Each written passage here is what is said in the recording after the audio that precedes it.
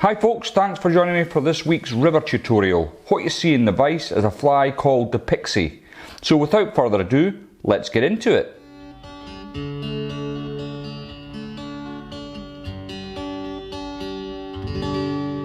In the vise then is a Hanak H450 barbless hook. It's the Jig Superb and it's at size 12. This is a medium wire hook and it's in black nickel. Now, coupled with that, I have the Hanak slotted tungsten bead and it's at 4mm, and this one's the copper. Now, the Pixie was invented by a chap called Phil Dixon, an excellent angler who frequents the Welsh Dee quite a bit, and that's what the fly was developed for, the Welsh Dee. It also works particularly well on the test, and most other rivers I've fished actually, this does a turn for me. Now, obviously a 4mm bead is going to add quite a significant amount of weight. I want to add to that, and so I'm going to add one layer of adhesive lead foil. Now, I've already cut a strip, and when you cut the adhesive lead foil, same as foam, I've used an old pair of scissors to do so. You don't want to use your good scissors for cutting foil or foam really.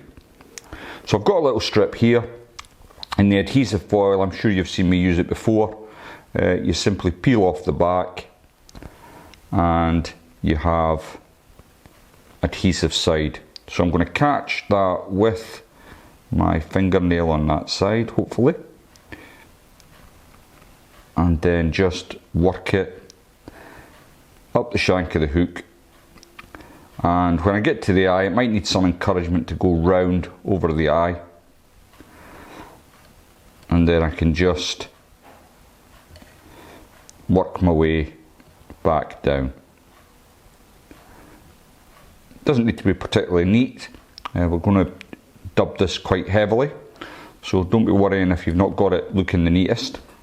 The thread I'm going to be using initially is, I know you can't see the label, but this is UTC thread. It's black and it's at 140 denier. Now, I'm not going to bother with putting any wax on because there's going to be enough super glue on here to hold whatever I need in place. So I'll just loosely get a few wraps over the lead foil. Now, when you're initially putting your bed of thread down, don't do it over tightly, just do it nice and loose, because if you start to try and tighten up on it, you'll buckle your lead foil all round. Once you've got several layers of thread down, you can then manipulate it a bit better, just getting it to the shape you want with your thumbnail.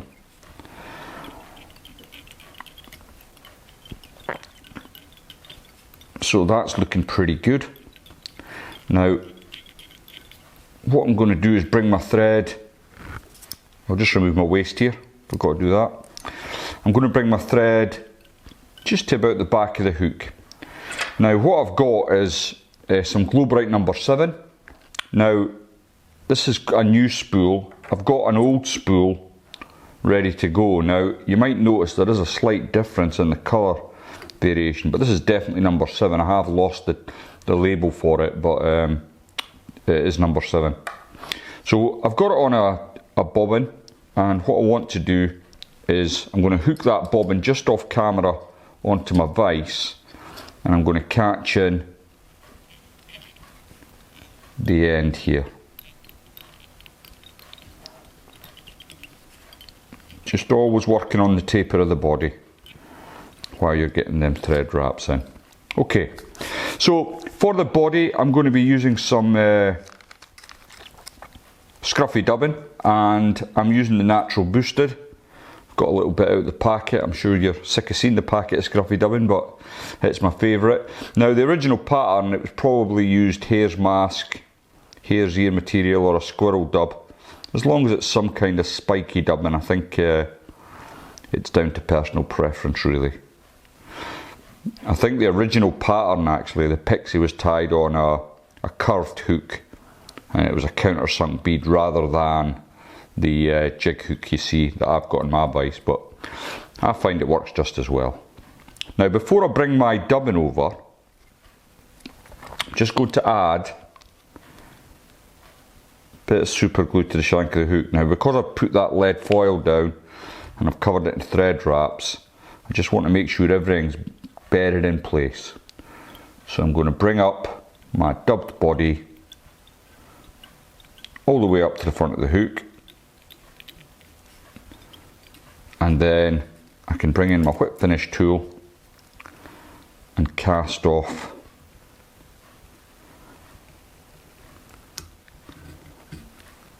my UTC thread. Just take that away. Next then, I'm going to grab my Glo-Brite No7 that I've got in the bobbin, and I'm going to bring it in the opposite direction to the way I put the dubbing on. So I'm going to come anti-clockwise this time, so that the rib stands out a little bit.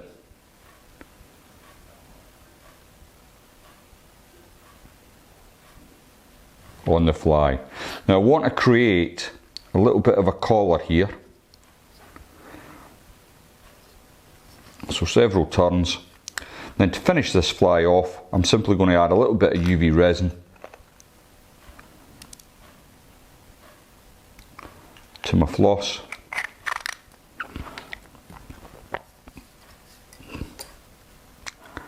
And then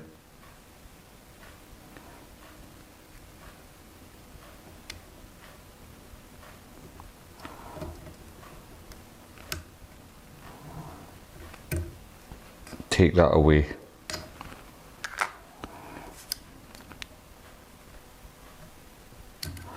It's quite a scruffy pattern, so you don't need to be overly worried about a neat finish.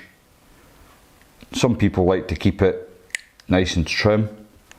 I quite like to scruff mine out a little bit, but it's an absolutely superb pattern for grayling. It really works a treat, and especially in the winter time.